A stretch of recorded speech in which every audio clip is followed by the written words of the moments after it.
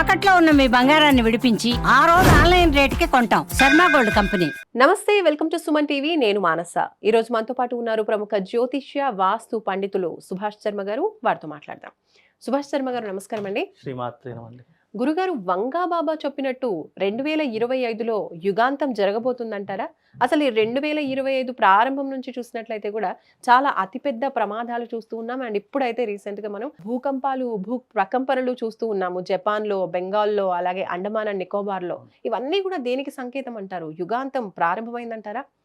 చాలా మంచి ప్రశ్న అండి. చాలా మంది ఎదురు చూస్తున్నటువంటి అంశాలు ఇవి. ఎందుకంటే గతంలో బాబా వంగా గారు చెప్పినటువంటి ప్రతి ఒక్క జ్యోతిష్యం, భవిష్యవాణి నిజమైనటువంటి దాఖలాలు మనకు కనిపించాయి. అది ఎప్పుడైతే మనకు ఈ సోషల్ మీడియాలో రావడం జరిగిందో అప్పటి నుంచి చాలా మట్టుకు ఆయన చెప్పినటువంటి సంఘటనలు నిజమయ్యాయి కదా, ఇది కూడా నిజమవుతుంది కదా అని చెప్పి చాలా మంది భయపడి ఆందోళన పడేటటువంటి సంఘటనలు చాలా మట్టుకు జరిగాయి. అయితే నిజంగా బాబా వంగా గారు చెప్పినటువంటి అంశాలు ఆమె స్వయంగా ఎప్పుడు నేను జ్యోతిష్యం చెప్తాను నేను చెప్పలేదు. ఎప్పుడూ కూడా నేను భవిష్యత్తులో ఇలా జరుగుతుంది అని కూడా ఆమె ఏదైతే ఆమె 11వ ఏట ఆమె పుట్టుకతోనే అంధురాలు కాదు. ఆమె 11వ ఏట కంటి చూపు పోయినటువంటి సంఘటన ఒక అనివార్య కారణాల చేత, ఒక భూకంపం చేత ఆమె కంట్లో దుమ్ము ధూళి చోకి ఆమె కంటి చూపు కోల్పోయినటువంటి సంఘటన జరిగింది.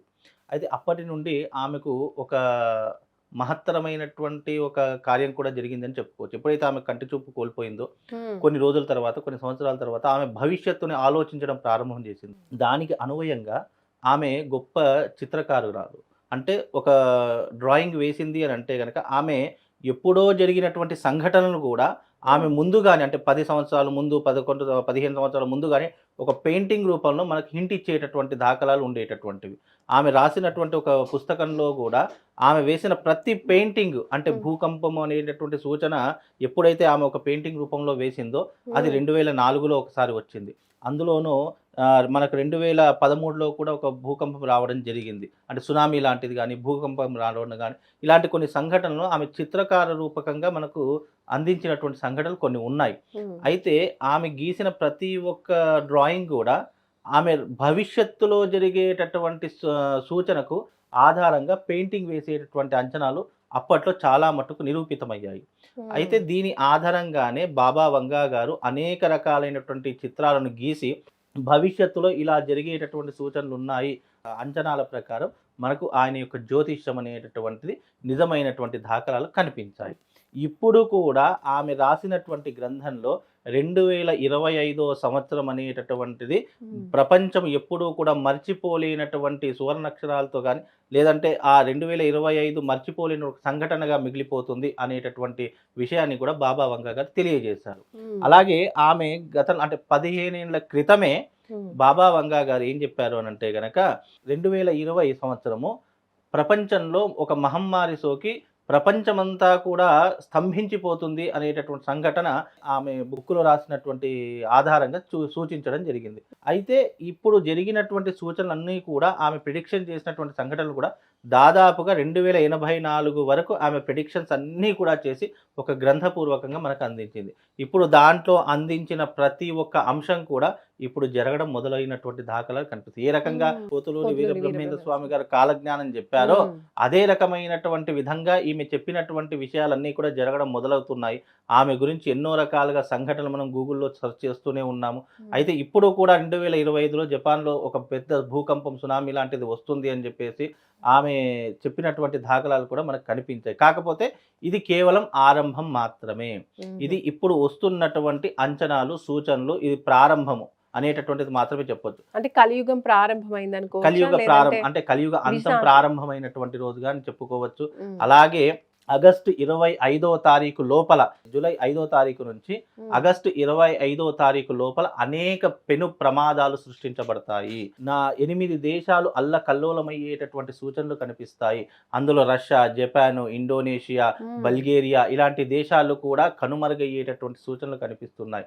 అంటే పెను ప్రమాదాలు అంటే బాంబు పేలుళ్ళు కావచ్చు, లేదు అంటే సునామీ లాంటిది కావచ్చు, భూకంపాలు కావచ్చు, అలాగే యుద్ధ వాతావరణాలు కావచ్చు, ఇలా అనేక రకాలుగా ఈ విలయ తాండవం అనేటటువంటి చేసేటటువంటి అంచనాలు మన ఆగస్టు 25వ తారీఖున వరకు జరిగేటటువంటి అంచనాలు కనిపిస్తాయి. అంటే ఇప్పుడు ప్రారంభమయ్యాయి. ఆగస్టు 25వ తారీఖు రాసి పెట్టుకోండి.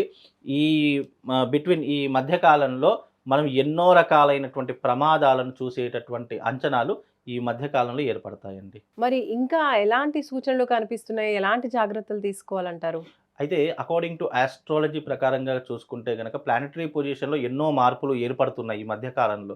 మనం చూసుకుంటూ ఉన్నాము. అనేకమైనటువంటి వర్షపాతాలు చూస్తున్నాము. అవును. అదే రకంగా భూకంపాలు, సునామీ లాంటివి చూస్తూ ఉన్నాము. ఇండోనేషియా, జపాన్ లాంటి జపాన్. ప్రదేశాల్లో ఎన్నో రకాలైనటువంటి ఈ భూకంపాలు చూస్తూ ఉన్నాం. అంటే హ్మ్. ఇప్పుడు జరిగేటటువంటి సంఘటనలు ఏవైతే ఉన్నాయో ఇవి కేవలం ఆరంభం మాత్రమే తప్ప ఇంకా ఇవి పెను ప్రమాదాలు సృష్టించడానికి ఇంకా ఇది మునుముందు దీని యొక్క ప్రభావం పెరగడానికి చాలా ఆస్కారం ఉంటుంది. అలాగే బాబా వంగా గారు చెప్పినటువంటి విధంగా తప్పనిసరిగా జపాన్ కానివ్వచ్చు, రష్యా కావచ్చు, ఇండోనేషియా కావచ్చు, యుక్రెయిన్ లాంటివి దేశాలు కావచ్చు, అలాగే ఈ ఇంకా కొన్ని దేశాలు దాని చుట్టుపక్కల పరిహార ప్రాంతాల్లో కావచ్చు, అనేక రకాలైనటువంటి సంఘటనలు జరుగుతాయి. అది ఆగస్టు 25వ తారీఖు వరకు ఇలాంటి సంఘటనలు ఎన్నో రకాలుగా చూసేటటువంటి ఒక స్థితి మనకు ఏర్పడుతూ ఉంటుంది. కాకపోతే ఏంటంటే ఇప్పుడు జరుగుతున్నటువంటివి ఏవైతే ఉన్నాయో ఇంకా ఇవి భారీ స్థాయికి అంటే తారాస్థాయికి చేరుకునేటటువంటి సూచనలు కూడా కనిపిస్తాయి. కాబట్టి ప్రజలందరూ అప్రమత్తంగా ఉండాలి, తగు సూచనలు తీసుకోవాలి. ఎవరైతే ఈ సముద్ర తీర పరిహార ప్రాంతంలో ఉన్నారో వాళ్ళందరూ కూడా చాలా జాగ్రత్తలు తీసుకోవాలి. సముద్ర మట్టానికి చాలా దూరంగా ఉండేటటువంటి ప్రయత్నం చేయాలి.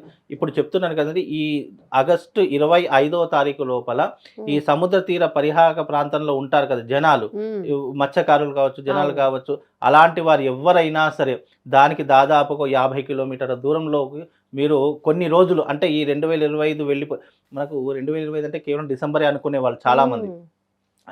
నేను డేట్ ప్రకారం మనకు ఈ సంవత్సరం అంటే ఉగాది వరకు 2026 ఉగాది వరకు మనకు ఇదే రకం అంటే సంవత్సర కాలము అని అంటే చాలా మంది ఈ 2025 అయిపోయింది, జనవరి స్టార్ట్ అయింది, 26లోకి అడుగు పెట్టారని అని అనుకునేటటువంటి ఉంటాయి. కాకపోతే మనకు సంవత్సర కాలము అంటే ఉగాది వరకు చెప్తున్నాను. ఉగాది వరకు మీరు చాలా జాగ్రత్తగా ఉండాలి. మీరు అక్కడ ఉన్నటువంటి వాళ్ళైతే మీరు జాగ్రత్తగా వేరే ప్రాంతానికి తరలిపోయేటటువంటి అవకాశాన్ని ఏర్పరచుకోండి. ఎందుకంటే ఇప్పుడున్నటువంటి పరిస్థితుల్లో సముద్ర తీర పరిహార ప్రాంతంలో ఎవరైతే ఉంటారో వాళ్ళందరికీ కూడా పెను ముప్పు ఏర్పడేటటువంటి సూచనలు కనిపిస్తున్నాయి. కాబట్టి జాగ్రత్తగా ఉండే ప్రయత్నం చేసుకోండి. రైట్ గురుగారు, ధన్యవాదాలు.